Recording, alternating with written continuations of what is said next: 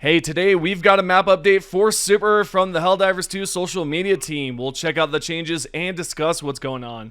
We also have a brand new update, the major order has ended, and we'll go over what High Command wrote.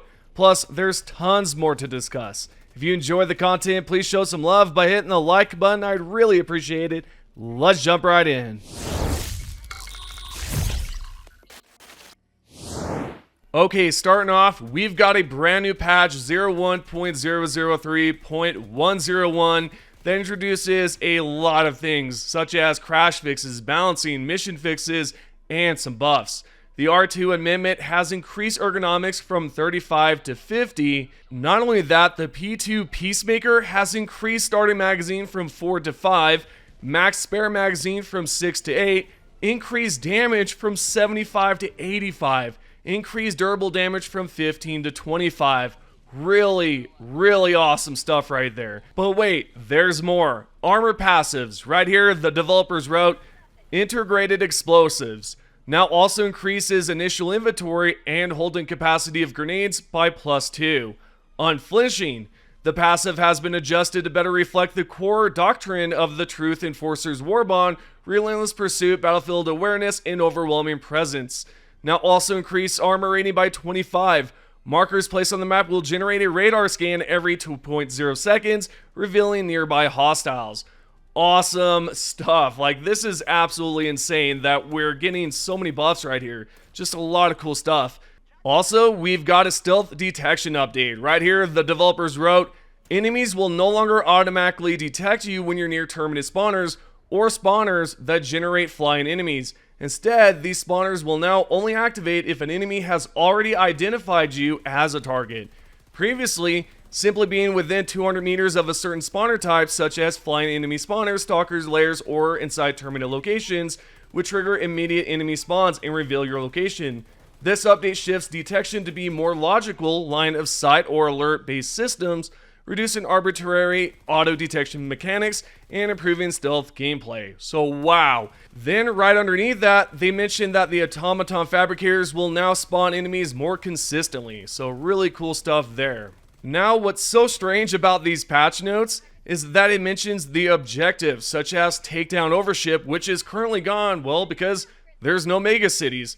However, they wrote, take down overship. The planetary defense cannon now causes an appropriate amount of damage when shooting at Leviathans. So it looks like we might be heading back to Super Earth sometime soon. I don't know. I don't know what to say about that. That's very interesting. Then for the rest of the notes, they mentioned harvesters. Their health has been rebalanced to make them easier to destroy using anti-tank weapons, particularly when aiming at their head.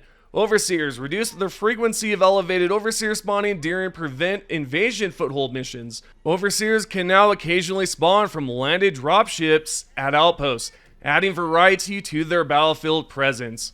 Leviathan, this one's really awesome right here. Projectile damage was reduced from 1500 to 350. The intent is to ensure Helldivers are still eliminated on direct impact while preventing instant destruction of exosuits and FRVs. Explosion damage and radius from turret shots has been increased to maintain lethality through area denial. And lastly, for the Automatons, the factory striders have received a slight buff to their armor. They have mentioned that the health of its feet should no longer be destroyed by a single recoilless rifle. So they've eliminated that. I actually recommend that in the past, that you could actually take them out with a recoilless if you shot at the legs. However, that's no longer possible. So lastly on the list, there's crash fixes, hangs, and soft locks, a bunch of stuff that they fixed there. Weapons and stratagems have received a fix, such as the railgun scope screen is now displaying correctly. The entrenchment tool stamina cost now properly matches other melee weapons, and some other things right there. They just fixed a bunch of stuff. So this is a really cool patch right here. Let's go ahead and discuss the recent major order that just ended. 2 days ago, Joel and the Game Masters lowered the resistance on 3 planets we needed to liberate before time ran out. We recently took over Mog and Bellatrix. However, Haldus and Hydrobius were the only 2 left, both of which had low resistance.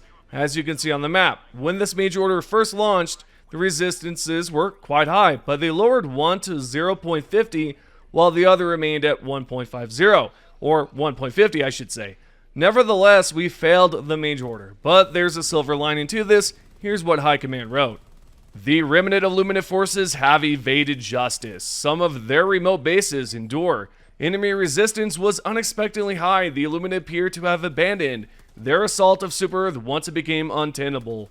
But with significant forces held in reserve, the Ministry of Intelligence believes there are more bases yet to be identified. Our citizens cannot sleep soundly until these clandestine, militant fugitives are destroyed. The unprovoked Illuminate assault on Super-Earth will never be forgotten. Justice for the Illuminate atrocities has not been averted, merely postponed. So now you might be wondering, where's the silver lining? It says we failed it. There's nothing there that's positive. However, the bases remain intact. There are 2 planets left. If we liberate them, eradicate the Illuminate, then hopefully, once it's done, that'll reveal more bases. I have a good feeling about it. We just have to continue fighting. And technically, we'll complete the Mage Order. Sure, we failed it, but there's a good chance we can still complete it in a sense, right? We may not get the medals for it, but we'll find out where the rest of those bases are if we can liberate the last 2 planets. On a different note, I want to bring up Xbox players. Last year, and even recently, many Helldiver fans have been calling for Xbox reinforcements, meaning they want Xbox players to be able to play Helldivers too, and it seems that this might soon be possible. Recently, Microsoft announced the ROG Xbox Ally X, a handheld device that will allow you to play games not only from Xbox Game Pass, but also on Steam, with full Steam support. Soon enough, we'll see more players in Helldivers 2, which is honestly quite exciting. Who would have thought that we'd see the day when Xbox and PlayStation players join forces to fight back against the Terminates, Automatons, and the Illuminate? Now, this won't be possible on the traditional Xbox consoles, but if you get the new handheld, it'll allow you to play a wide range of games without any issues. It's quite exciting. In today's video, we also have news about the Illuminate Expansion for the board game, and I'll leave a link below so you can check it out. Steamforged Games currently lists this one at £159. It comes with the Volus, Overseer, Elevated Overseer, Warp Ship, the FRV, and a Mega Boss, which of course is the Harvester. They even explained how large the base is. As you can see here, it's 120 millimeters. Not only does it include that, but it also has a deluxe collector card sleeve. They went into more detail about this by writing, if you want to sleeve all the cards in the game across all the expansions, you'll need 4 packs of the card sleeves. They've been put into smaller packs because backers have different combinations of expansions. Offering a pack of 400 card sleeves would have been too many for some backers. There's also a number of different decks in the game with different card backs that help you determine which decks to draw from. We explored creating unique sleeves for each deck, but it wasn't a possibility. By offering these collectible poker card size sleeves in a single design in packs of 100, it's much easier for you to reserve the sleeves for the cards you're using most often. So yeah, check it out. If you'd like to purchase this expansion, the link will be in the description. You can buy it on the site, and overall it's pretty cool. I like what they've done this time around with this expansion, and that they're also including these poker size sleeves is also pretty cool. Again, it comes in a pack of 100, so definitely check this out. The links will be in the description underneath the sources. Alrighty, next we've got a Super Earth map update from the Helldivers 2 social media team that shows exactly what happened after the Illuminate invasion. On the left side of the map, there's a legend that explains what the symbols mean. For instance, the red X mark indicates the Illuminate have completely destroyed areas like Superstone Park, York Supreme, Remembrance, Administrative Center 2, Eagleopolis, and Port Mercy. You'll also notice the emergency seed vault is safe, which is great news since it contains all the seeds needed in case things take a drastic turn. Super Earth could use those seeds to produce more food and potentially for medicine. Besides that, the historical resource depletion site, Great Wall of Democracy, Pyramids of Super Earth, and Minor Barrier Reef are all safe and haven't been damaged. Not to mention, the Illuminate built the Pyramids of Super Earth. I mean, hey, Pilstead mentioned it himself, right? You ever wonder who built the pyramids? It was the Illuminates. The crazy part about this map is that Super Earth has turned the last remaining rainforests into massive tactical strips, As you can see, they've completely replaced 3 rainforest sites, which are now restricted areas. The emergency seed vault is also a restricted area, and the bottom section of the map is a sector under development. Anything marked with the yellow stripes represents the last Great War wasteland zones.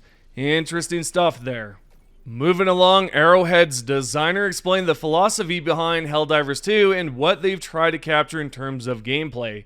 A Helldiver posted a detailed paragraph explaining how intense, even low difficulties can be, pointing out the immersive experience and just so much more. The designer responded explaining their aim for the gameplay by writing, "I can give a look behind the curtains here and describe 2 things that were guiding stars during development. The first one we jokingly and to serious people's despair call the tingle in the ass. What we mean is the type of moments that makes you lean in, focus, and tense your body in anticipation of things going poorly. This is primarily achieved by introducing mundane tasks under stress, such as the stratagem input system, but also through the combat design in general. A lot of things toss you around or almost kill you, instead of just outright killing you, giving you the time to think, oh shit, before dying or surviving. The other one is the core of our encounter enemy design, where we tend to describe combat as a train wreck in slow motion. A lot of effort went into ensuring that the combat doesn't escalate too fast and is recoverable at those points. We don't want the player to feel suddenly overwhelmed by the amount of enemies or pressure, but to feel their control of the situation slipping slowly, and once it has gotten out of control, still be a situation that is recoverable. A lot of precarious balance goes into the second part, everything from how many enemies we spawn to the movement speed of them and your ability to disengage from combat. It all feeds into the sense of getting overwhelmed, but still getting to play on. At several points during development, this fell out of balance, and you end up in territory that is either so easy the player is bored, or so overwhelming that the player gives up in spirit and stops having fun. It's cool to see how they capture the intense feeling. I definitely see how they've gone to great lengths to make it feel overwhelming, but not so overwhelming that it becomes annoying. It feels almost perfect in a sense. It's well balanced, and the gameplay is still really fun. We just need new missions and things to do. Anyway, that's what the designer had to say about the gameplay and their ideas and thoughts behind the scenes. Lastly, we've got the top 3 comments. First, starting off with Call It Deem 240. I don't understand how anyone thought the funk walk was a bug. It's too perfect to be an accident. And yes, absolutely, man. It does seem a little bit odd for it to be that well done and for it to be a bug. It definitely isn't a bug, of course, as we know from the last video. The second top comment is by Foolish Sparky. You wrote 625. I feel like when there is a specific major event, it's alright to have exclusive loot. It makes it more rewarding to get that loot. You earned it.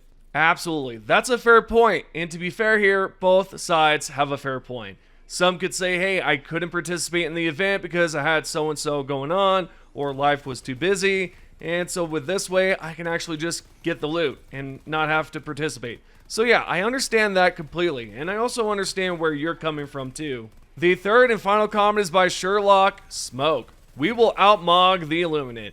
And indeed we did, my friend. We definitely mogged the Illuminate. Oh boy, yes we did. Yeah, we crushed it over there. But to be fair, we failed the major order regardless. However, we still did a great job. Anyways, those are the top 3 comments. As always, if you found the video helpful or informative, tap the like button, subscribe, turn on notifications if you haven't already. And if you're lurking out there, I appreciate you. I appreciate the subscribers and all of the current members right now on the channel. Thanks so much for watching, and I'll see you in the next one.